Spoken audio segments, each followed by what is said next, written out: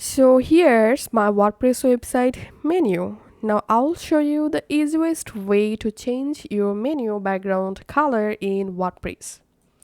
From your WordPress website, right click on your header menu and click on Inspect. And here we can see my header menu or header section class name. Or you can use the selection tool and all you have to need select your entire menu. Now we have to copy our menu section class name or ID name. So I'm going to copy my class name. Once you successfully copied your menu class name, now customize your WordPress website, or you can go to your dashboard, hover over on appearance and click on customize, and you directly jump into your site customizing dashboard.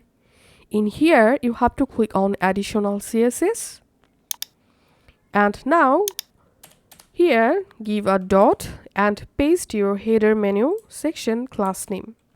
Give a second bracket and type here background colon and write the color name or color code that you want to apply. I'm adding here silver, and after writing the color ID or color name, if you see the color is not applying to your menu background, then after the color name or color code, type exclamation mark important, and then you see the color successfully applied. Now click on publish to save changes.